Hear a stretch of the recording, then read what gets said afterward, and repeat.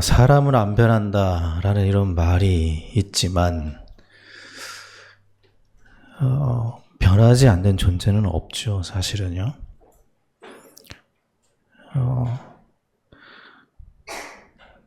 생명이든 무생물이든 다 변화가 일어납니다.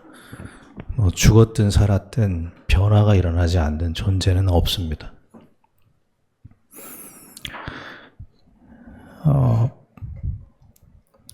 모든 것은 다 변화가 되는데 두 가지로 변화가 되겠죠. 부정적으로 변하든지 아니면 긍정적으로 변하든지 둘 중에 하나의 변화가 일어납니다. 그리고 변화라고 하는 것은 어떤 영향력에 의해서 일어나는 거죠. 스스로 자기 혼자 일어나는 변화는 없습니다. 그 변화라는 것은 근본적으로 수동적이죠. 어떤 영향이 와서 변화가 일어나는 거죠. 성경적으로 이 부분에 대해서 좀 볼 필요가 있습니다. 우리가 원하는 변화는 복된 변화잖아요. 긍정적인 변화. 어떤 부정적인 변화를 원하는 사람은 없지 않습니까? 어떤 복된 변화가 일어나기를 원하고 있습니다. 자, 이런 변화는 성경에서는 어떻게 말을 하고 있는가? 일단 변화라고 하는 것, 이것은 굉장히 중요한 것이고 오늘 본문의 내용도 사실 한마디, 한 단어로 그냥 정리를 하면 변화에 대한 이야기잖아요. 광야 같은 우리가 아름다운 밭으로 변화된다라는 이야기잖아요. 그 약속에 대한 이야기거든요. 황폐했던 우리가 물가에 사는 그런 시냇가에 심겨진 나무와 같이 변화된다라는 이야기거든요. 그러니까 하나님은 우리에게 변화를 약속하고 있는 겁니다. 자, 그런데 이 변화라고 하는 것은 우리가 생각해야 될 것이 뭐냐면 우리 스스로 능동적으로 일어나지 않는다라는 겁니다.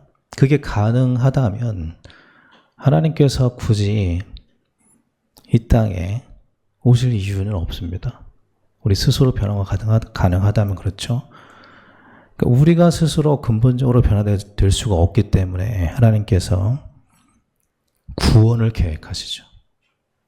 이 땅에 오실 것을 작정하십니다.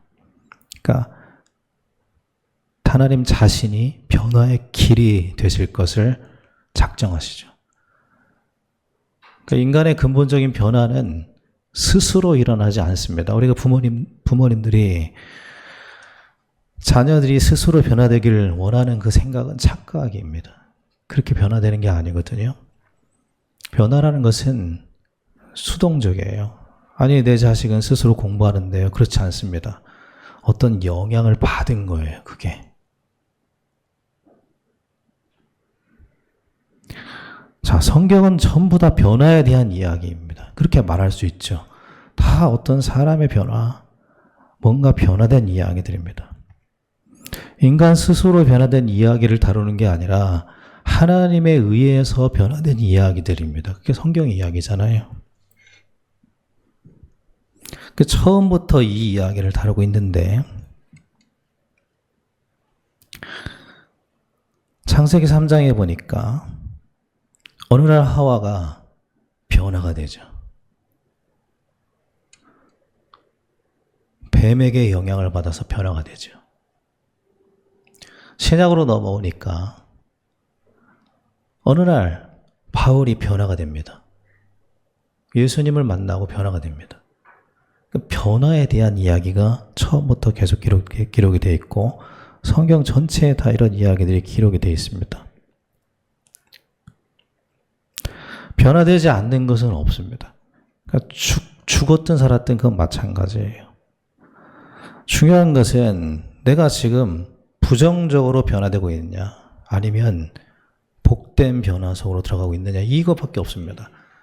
변화는 일어나고 있는데 우리의 삶이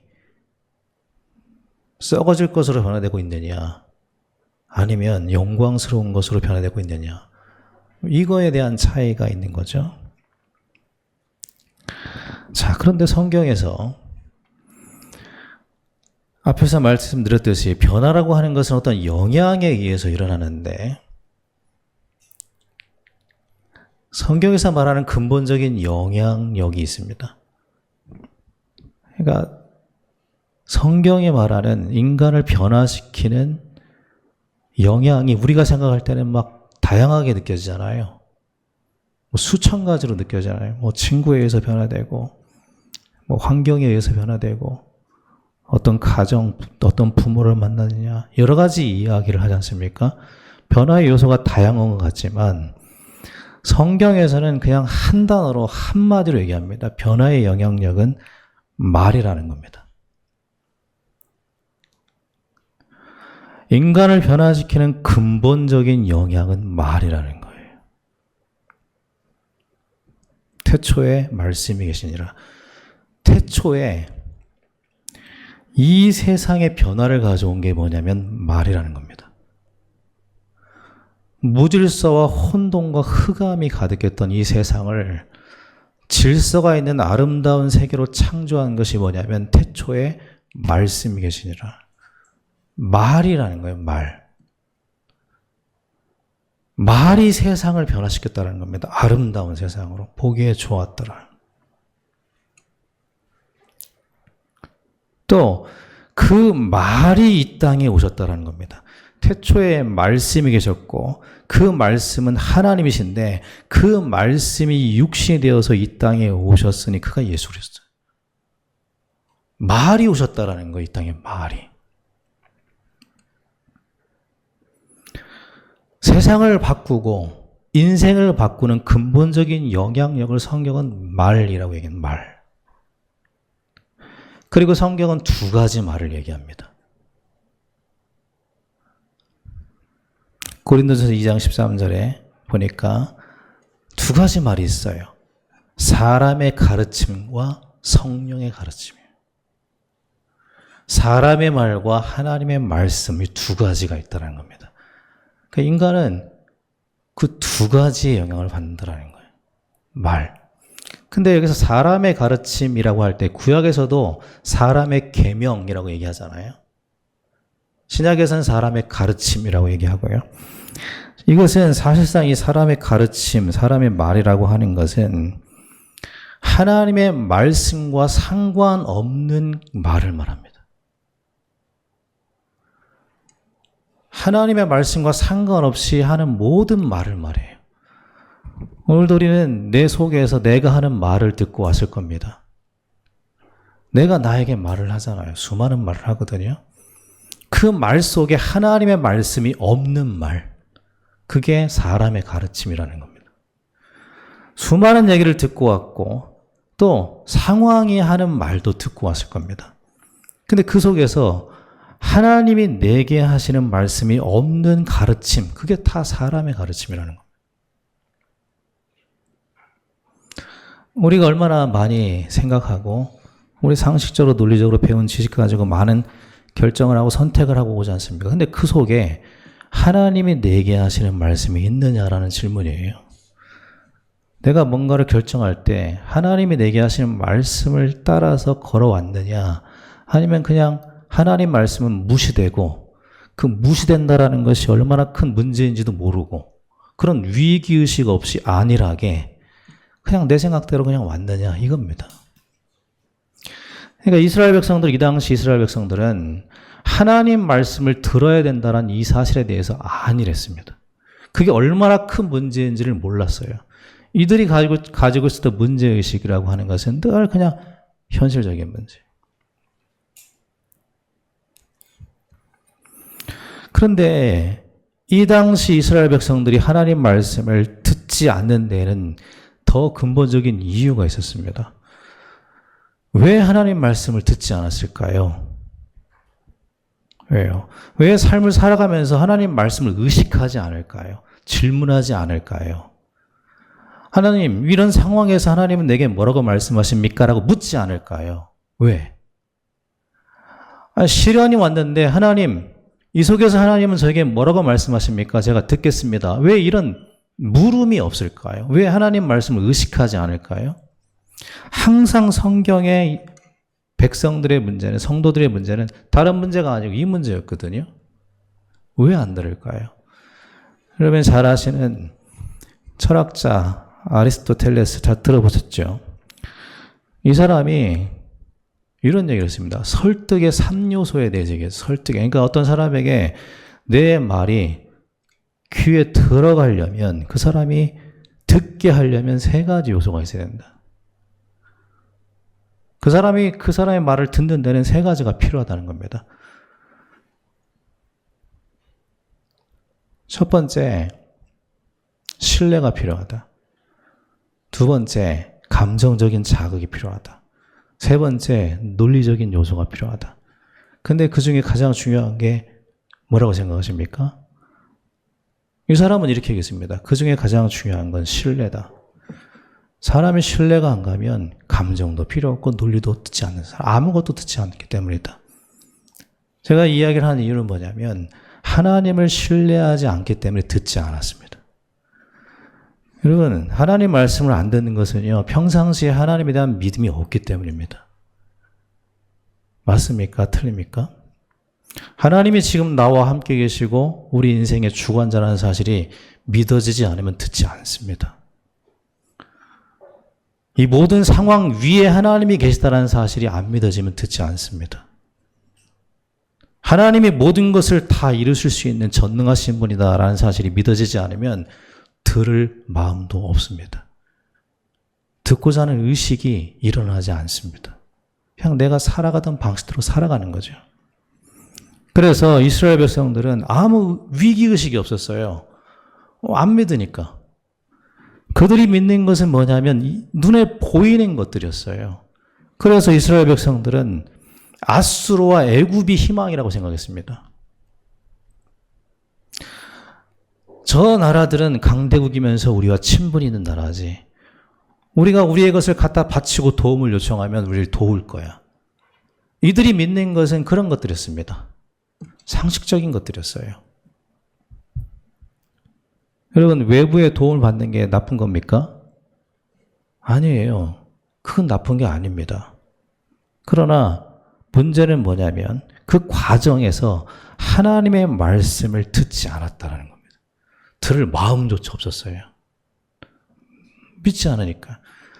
여러분, 출애굽한 이스라엘 백성들의 가장 큰 심각한 문제가 뭐였습니까? 하나님이 계속 지적했던 것이 뭐였습니까? 이들이 나를 믿지 않는다라는 거였잖아요.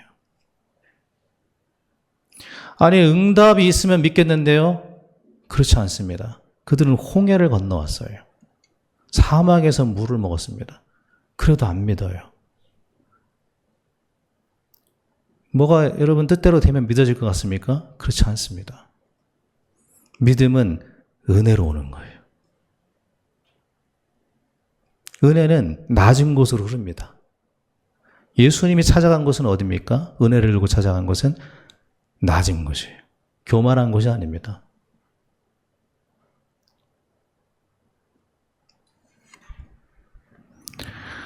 겸손한 자들에게 찾아갔습니다. 겸손의 가장 중요한 본질은 뭔지 아십니까? 듣는 거예요. 성경은 말합니다. 말씀이 우리에게 오셨다. 그분이 예수 그리스도다. 하나님은 우리에게 말씀을 보내셨다. 우리를 변화시킬 뭘 보내셨다고요? 말을 보내셨다라는 겁니다. 말씀을요. 그러므로 우리 안에 말씀이 들어와야 됩니다. 그렇게 되는 은혜가 있게 되길 바랍니다. 그 말씀을 내 안에 모시는 게 영접이에요. 그 말씀을 내 안에 모시는 것이 하나님의 자녀가 되는 영광스럽고 존귀한 길이 되는 겁니다. 성도가 성도답게 되고 존귀하게 되는 건 한 가지예요. 말씀이 내 안에 들어왔을 때뿐입니다. 말씀을 듣고 사는 사람이 존귀한 성도지, 말씀 밖에서 사는 사람들은 존귀함을 잃어버려요. 하나님의 자녀다운 그 영광스러운 존귀를 잃어버립니다. 이웃 나라에 의해서 모욕을 당하고 파괴를 당해요. 내가 의존했던 그곳으로부터 어려움을 당합니다. 예수님은 이렇게 말씀하셨습니다. 나는 포도나무고 너희는 가지다. 그 말씀을 하신 이유는 뭡니까? 가지는 나무의 영향을 계속 그 진액을 먹고 살아야 된다는 거죠. 말씀을 먹고 사는 존재야 너희들은. 가지는 내가 주는 말씀을 계속 그 생명의 말씀을 먹고 살아야만 가지로서의 가치가 있는 거야. 그리고 열매를 맺는 거야. 그 얘기를 하고 계시는 거죠. 여러분, 사람의 가르침이 다 잘못됐습니까? 그렇지 않습니다. 그러면 사람의 가르침이 잘못됐으면 우리 애들 학교에서 배우는 거 다 틀린 거잖아요. 그건 아닙니다. 사람의 가르침이 다 잘못됐다는 말이 아니라 하나님 말씀 안에서 그 모든 걸 들어야 돼요. 하나님 말씀 안에서요. 하나님 말씀 안에서 그 모든 게 분별이 돼야 됩니다. 하나님 말씀 밖에서 듣는 모든 가르침이 성도의 가치를 무너뜨린다는 얘기입니다. 그래서 여러분, 우리가 병들어서 병원에 가더라도 의사의 말을 잘 들어야 됩니다. 그러나 하나님의 말씀 안에서 들어야 돼요. 그게 존귀하게 되는 길입니다. 여러분, 의사가 수술하지만 하나님이 수술하셔야 되거든요. 그래야 존귀하게 되는 거예요.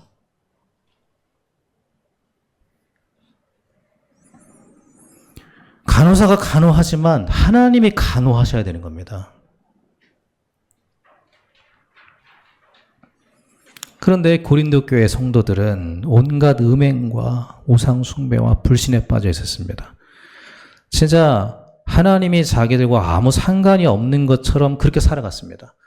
평상시 삶 속에서는 하나님이 아무 상관이 없는 것처럼 살아갔어요. 하나님의 말씀을 의식하지 않았습니다. 그래서 음행에 빠지고 우상숭에 빠지고 믿음도 잃어버렸습니다. 그들을 향해서 바울이 이렇게 얘기합니다. 너희들이 착각하고 있다. 하나님은 성도가 감당 못할 시험 주시지 않는다. 그리고 반드시 길을 내어주신다. 너희들이 당하는 그 시련, 핍박, 그것 때문에 지금 일탈한 거, 그것은 시련 때문에 일탈한 게 아니고 너희들이 사람의 가르침을 받았기 때문이다. 성령의 가르침을 받아야 된다. 하나님이 너희들에게 하는 말씀을 들어라. 이렇게 말합니다. 시련이 왔다면 그 시련 속에서 하나님이 내게 하시는 말씀을 들을 때 시련은 길이 된다. 그때 성도는 존귀해진다.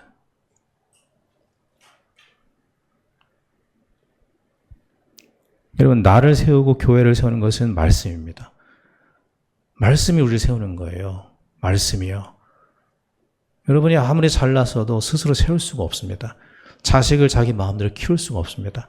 하나님이 가정의 주인 되시기 바랍니다. 하나님이 세우셔야 돼요. 하나님에 의해서 가정이 일어나야 됩니다. 그래서 바울은 이 고린도 교회 성도를 향해서 계속 하는 말이 그겁니다. 성경의 가르침을 받아야 된다. 말씀이 교회를 세우는 것이다. 그러면서 마지막으로 하는 말이 있습니다. 하나님이 바울의 입을 통해 전달하는 거죠. 성도는 부활의 능력을 누려야 된다. 그러면서 여러분, 부활이라는 건 뭡니까? 다시 살아나는 거죠. 근데 바울이 말하는 부활은 능력이 다른 데 있습니다. 다시 살아났는데 아무런 변화 없이 다시 살아났다? 내 자식이, 누군가가 죽었다 살아났는데 아무런 변화 없이 그 모습 그대로 살아났다? 의미가 별로 없습니다. 그래서 바울은 부활을 말할 때 다시 살아나는 것보다 더 중요한 걸 얘기합니다. 그게 변화입니다. 부활은 변화를 말하는 거예요. 변화의 능력을 말합니다.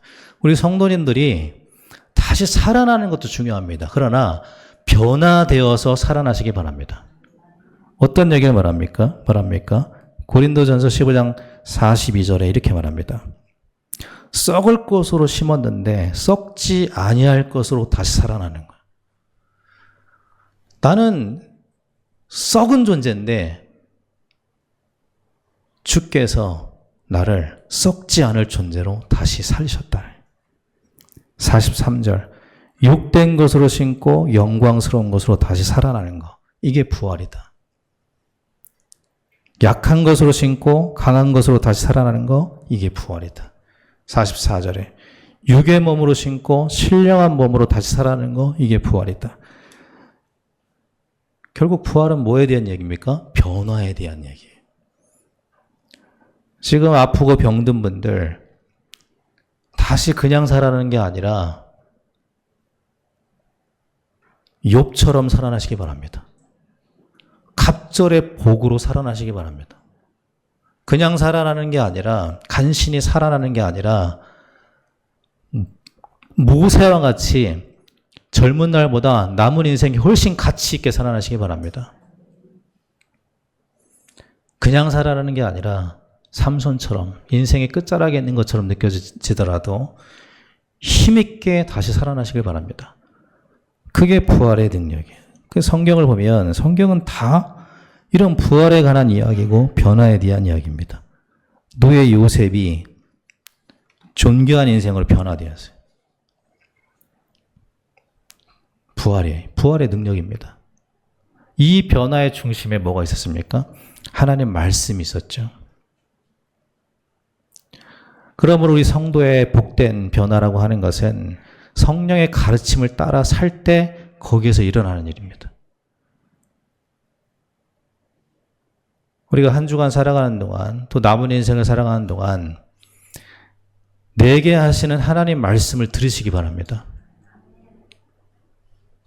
그냥 끊임없이 듣는 거예요. 끊임없이 지속해서 듣는 거예요. 여러분, 복 있는 자는 하나님 말씀을 묵상한다라고 기록되어 있죠. 그리고 그 사람을 어떻게 비유했습니까? 시냇가에 심은 나무와 같이 비유했죠. 그러면 시냇가는 뭐를 상징하는 겁니까? 말씀을 상징하는 거예요. 그 시냇가에 심기운 나무는 누구를 상징하는 겁니까? 성도를 말씀을 묵상하는 성도를 상징합니다. 시냇가는 뭡니까? 계속 흐르는 거예요. 다시 말씀드리지만 시냇가는 하나님 말씀을 상징하는 겁니다. 생수의 강을 상징하는 거예요. 그 말씀이 계속 흐르는 인생을 말합니다. 그 말씀이 계속 내 생각 속에, 내 삶 속에 끊임없이 의식되고 흐르는 사람, 그 사람이 복이 있다라는 겁니다. 그래서 오늘 말씀해 보니까 그 얘기예요. 마침내 위에서부터 영을 우리에게 부어주신다. 영을 부어주신다라는 것은 말씀을 부어주신다라는 얘기입니다. 예수님께서 말씀하시기를 생수의 강은 곧 성령을 가르친 것이다. 이렇게 얘기했어요. 그래서 여기서 말하는 영은 생수의 강인 말씀을 말합니다. 내가 말씀을 부어줄 거다. 그 말씀이 흐르는 그 말씀에 심겨진 말씀 안에 사는 성도는 그 말씀이 그 인생에 거하는 자. 16절에 보면 그때 정의가 광야에 거하며 정의는 말씀이고요. 그 말씀이 광야에 거 우리가 광야인데 그 안에 거하고 공의가 아름다운 밭에 거한다. 말씀이 우리 안에 거하는 자. 그 인생은 17절에 보니까 열매를 맺는데 화평 그리고 평안과 안전 이런 열매를 맺게 된다. 그리고 18절에 보니까 내 백성이 화평한 집과 안전한 거처와 조용히 쉬는 곳에 있으려니까 참된 쉼이 어디 있습니까? 말씀 안에 있다. 저는 요즘 휴가 기간이잖아요. 근데 문득 이런 생각이 들었습니다. 나의 휴가는 하나님이다. 나의 쉼터는 기도가 있는 곳이다. 그냥 한 생각이 아니라 여러분에게 설교하기 위해서 하는 생각이 아니라 진심으로 그런 생각이 들더라고요. 그냥 기도할 때 쉼이 있어요.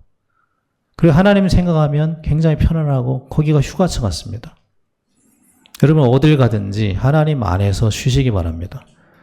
기도가 쉬는 곳이에요. 기도가. 왜 그런지 아십니까? 길이 열려야 쉼이 있죠. 하나님의 손이 역사해야 안식이 있죠. 그 은혜가 있게 되길 바랍니다. 19절에 보니까 그 숲은 우박에 상하고 성읍은 파괴되리라. 그 숲은 어떤 숲을 말하냐면은 하나님의 말씀이 없이 살아왔던 화려한 자들을 말합니다. 하나님 말씀 없이 화려하게 사는 것처럼 보이는 사람 많잖아요. 성도들 중에도. 그 사람들, 하나님 말씀 없이 화려하게 살았던 사람들은 우박에 상한다. 우박이 어디서 내립니까? 위에서 내리잖아요. 저기 15절에 보니까 위에서부터 영이 내려오고 위에서부터 우박도 내려옵니다. 하나님께서 성령도 부어주시지만 말씀도 부어주시지만 말씀을 듣지 않는 자에게 하나님이 우박을 내리신다. 그러니까 막을 수 없는 파괴입니다. 인간이 손쓸 수 없어요. 하나님이 주시는 재앙은 막을 길이 없다라는 겁니다. 파괴된다. 그러나 20절에 모든 물가는 시냇가입니다. 물가, 말씀이 흐르는 곳을 말해요. 모든 물가에 씨를 뿌리고 소와 나귀를 그리로 모는 자들, 하나님의 물가에 사는 자들을 말하는 거죠. 말씀 안에 사는 자, 말씀을 의식하고 사는 자, 매사에 하나님은 내게 뭐라고 말씀하시 듣는 자, 그 말씀 안에 사는 자들은 복이 있도다. 우리 모든 성도님들의 인생에 하나님의 복이 있게 되길 바랍니다. 그러므로 우리가 한 주간 살아가는 동안 말씀을 기다리세요. 그리고 생각하세요. 내 논리에 의하면 이렇고 여러 가지 따질 것들이 많을 겁니다. 그렇게 생각하세요. 그러나 한 가지를 더 질문하세요. 하나님은 여기에 대해서 내게 뭐라고 말씀하시지? 질문하십시오. 그러면 내 신앙 양심의 말씀을 하시든 내가 기도할 때 내 마음에 깨닫게 하시든 성경 말씀을 읽을 때 보게 하시든 예배 속에서 알게 하시든 하나님 우리에게 반드시 말씀으로 알게 하십니다. 그 말씀을 따라서 한 걸음을 걸어가는 자에게 존귀함이 있다는 겁니다. 그게 성경의 모든 인물들의 길이잖아요. 우리의 길이 다 그렇게 되길 바라고 우리 자손들의 길이 다 그렇게 되길 바랍니다.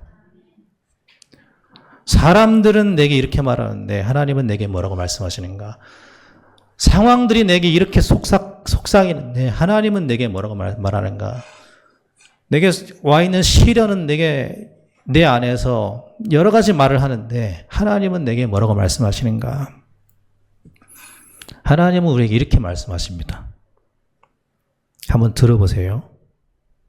성경 말씀, 지금까지 우리가 하셨던 성경 말씀을 정리하면 이렇습니다. 하나님 이렇게 말씀하셔요.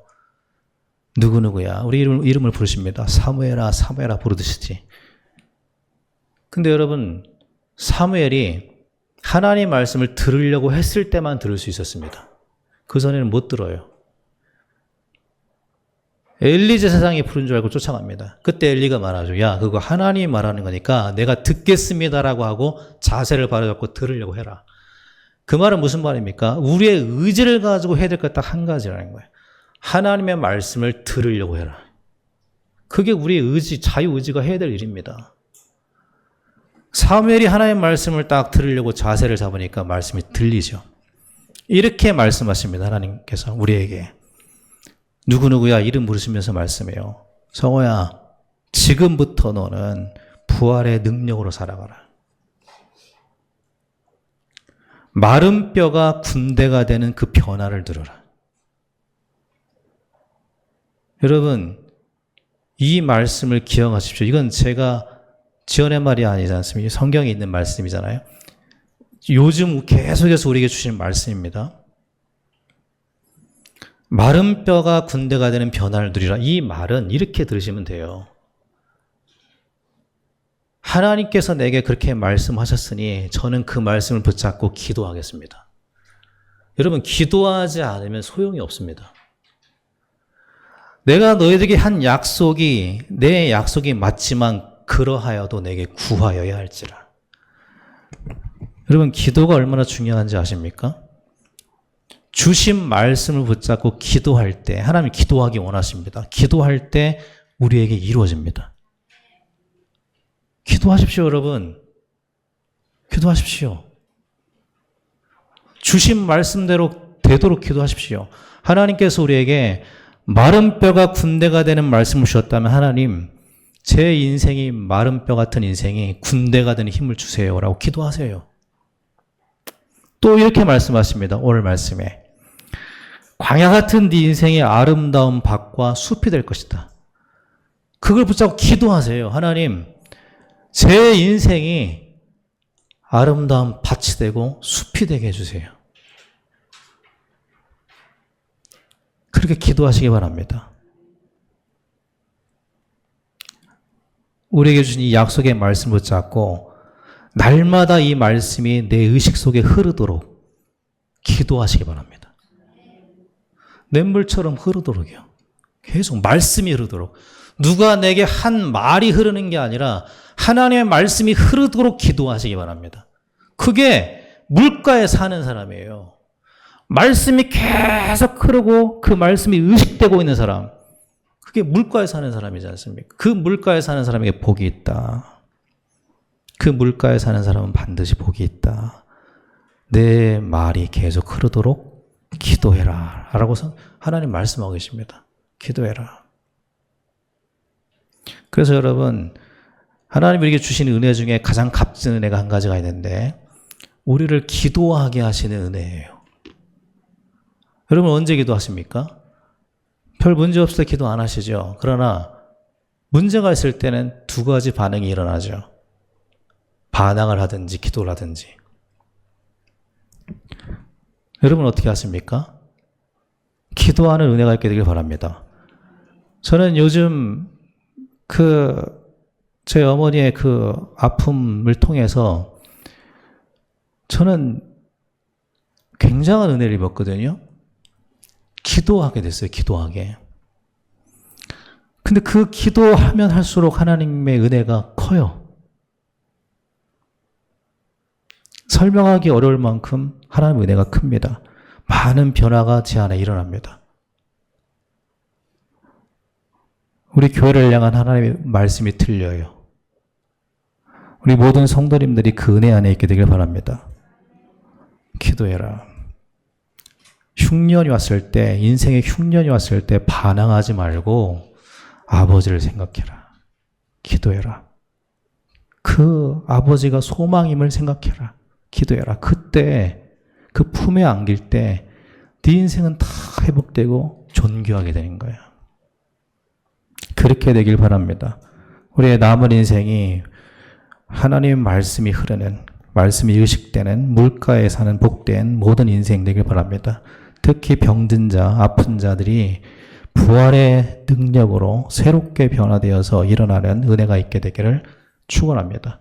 우리 모두가 그 영광의 인생을 살아가는 성도들 되기를 예수님의 이름으로 축원합니다.